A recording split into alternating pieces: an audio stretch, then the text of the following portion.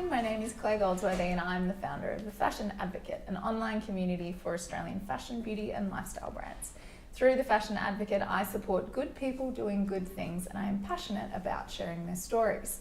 I want to show you that if you have a good idea and the guts to make it work, then it can be done, because I am here today with Ryder from Tomorrow Man and he's doing just that.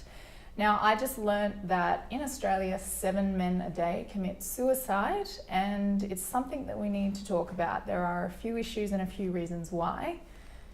Ryder, Claire, let's talk about that. Let's Why is that? What's going on? So it's pretty alarming. 7 guys a day, it's too much. It's killing the demographic of 15 to 44-year-olds more than road accidents, cancer, alcohol-related death. It's a bit of an epidemic.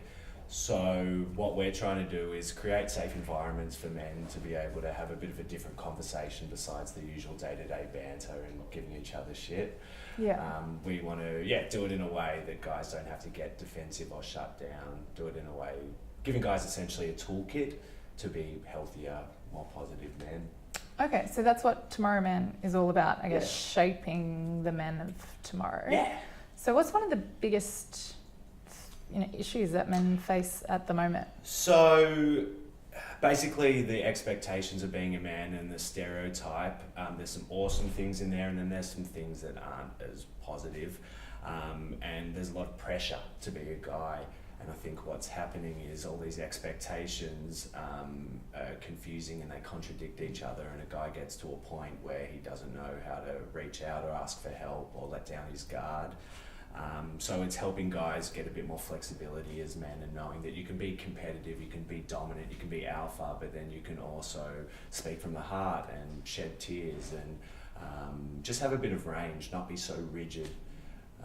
So it's giving guys a practice, like how the hell do you even do that? Yeah. We come in and give you tangible ways to actually practice those kind of things. I think the stereotype of masculinity, especially in Australia, I mean, we have grown up with this, those wife beater t-shirts and the singlets. Like there's a stereotype that to be masculine and to be a real man, you have to be burly and go and fish with your hands and all that kind of stuff. Yeah. But it's not what it's about. Yeah. So I think there's those innate masculine traits that we've had for thousands of years that will never go away, which is that kind of hunter kind of thing. And I know not all men have that, but it's being able to celebrate those traits, but then also realize that avoiding your problems isn't healthy. Yep. And fighting your way through things or partying too much or drinking too much to escape your problems isn't going to give you longevity as a man.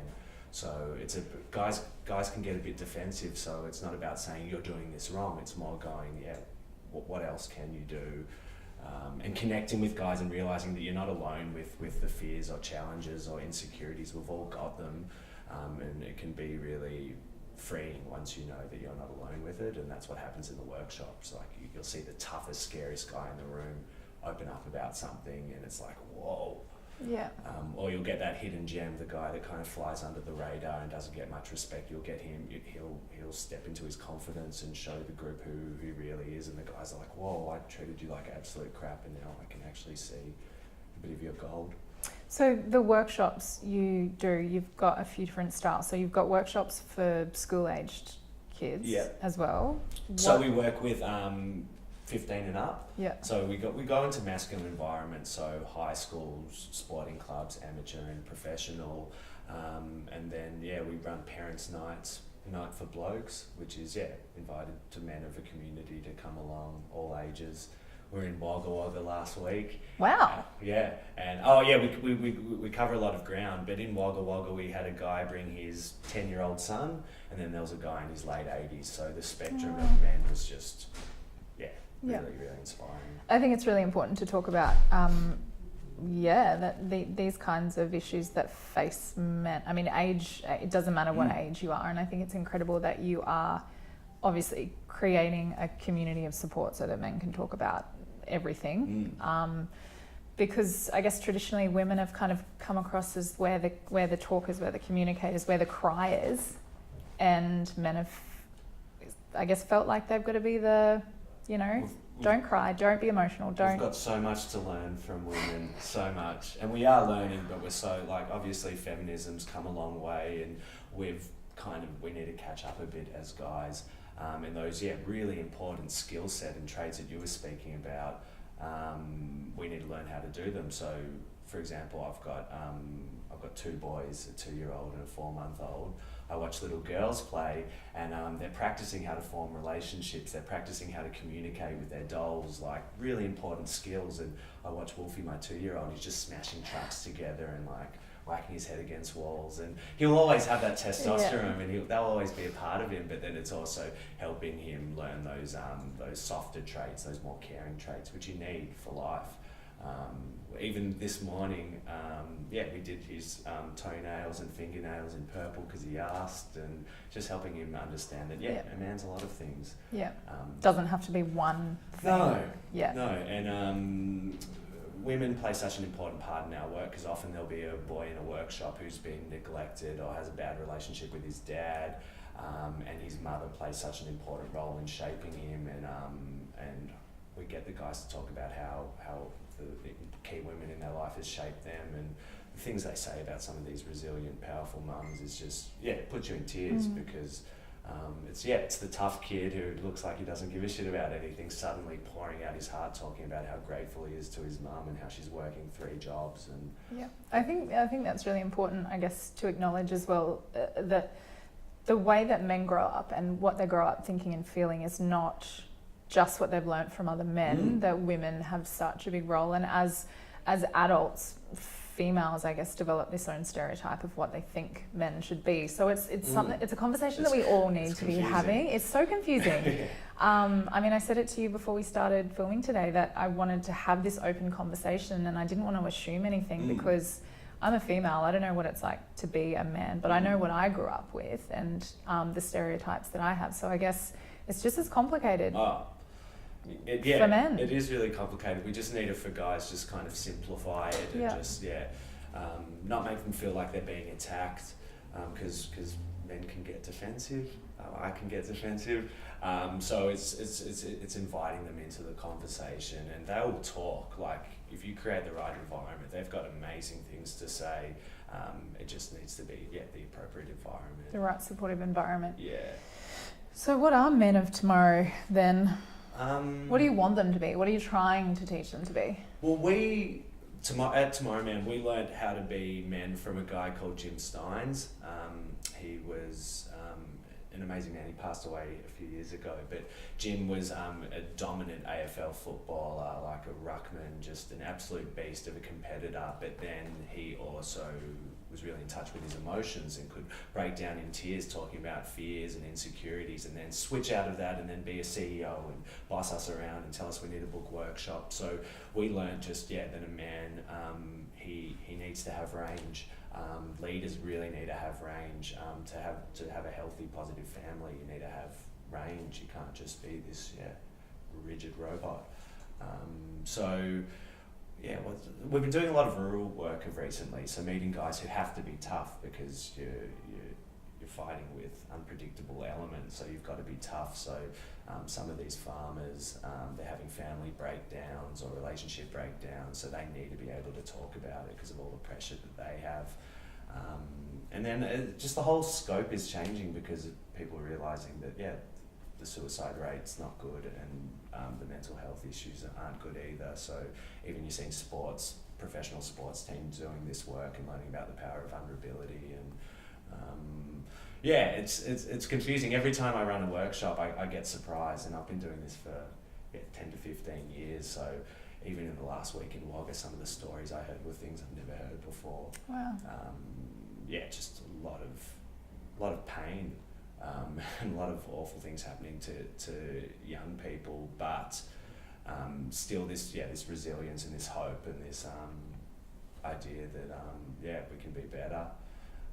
The negative role models in young men's lives can teach them as much as the positive ones. So I think that's a big thing we try to explore for the guys that haven't had that strong male in their life. Okay. Because it's important. Showing them the alternatives that, Okay. So yeah, I guess our idea is just for men to just be a bit more open-minded and accepting of themselves and of others, and to not paint it too specifically what the guy's supposed to be, but just know that you've got those good traits, access them, and then just be a bit more aware of how you're impacting other people. Yep, and obviously feel open to talk about things as well. Yeah, so you were asking me before about like what is an emotional gym session or what's emotional. Oh, yeah, what's so emotional muscle. muscle. Let's talk about So that. let's talk about that. So Because I got plenty of emotions, but yeah. I don't know what an emotional muscle is. You could probably, if you've got access, you could start your own gym. So the idea with that is if you want to get smart, you study, you do courses. If you want to get fit, you go to the gym or do exercise or that kind of thing. But where can guys learn emotion? All guys cry or have cried at some point in their life, but they do it in this shameful, like secretive way. So our workshop provides guys, if they choose, with an emotional gym session where they can sit in emotion and hold each other in it. Not physically, just kind of metaphorically. Support them in it, because basically if a guy's uncomfortable, he's a master at taking himself out of it. He'll make a joke, he'll distract himself. So we get the guys to kind of sit in the honesty of the workshop, and the idea is the longer you sit in it, the more comfortable you get at it. So at some point a guy's mate will face some sort of emotional crisis. He needs to be able to sit with him in it. We sometimes try to solve problems too much. We need to sometimes just sit with someone and let them speak, not have to like whack them on the back or say, this is what you need to do, mate. So the idea is just getting guys sitting in it for longer, even if it is uncomfortable. Feeling comfortable to embrace those emotions and it's part of the human, it's what we are. Yeah. Big pumping hearts. Yeah. And just doing it in a way that, because if guys hear mental health or that kind of thing, they're already like, I don't know, that's not for me. So it's just doing it in a way that's really tangible, that you can practice having a pause at the pub and checking in with each other, as opposed to just like banter, which guys are really good at. They don't need practice of that. Yeah. Well, that's amazing. I think, I've definitely learnt something today.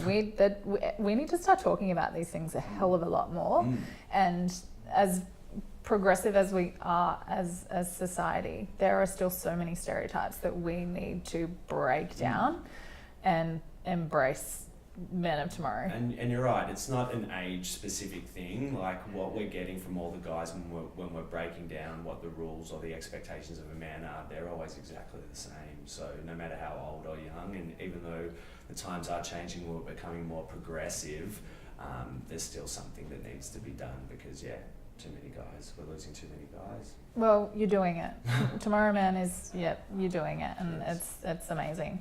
If you want to learn more about Tomorrow Man, head to tomorrowman.com.au and know that you can talk about things and embrace your emotions, and that there are so many different kinds of masculinity. And it's incredible to know that there's a support network out there. If you want to hang out with these guys, we're at Creative Cubes, creativecubes.co. And as always, tune in next time for more good people doing good things. Bye.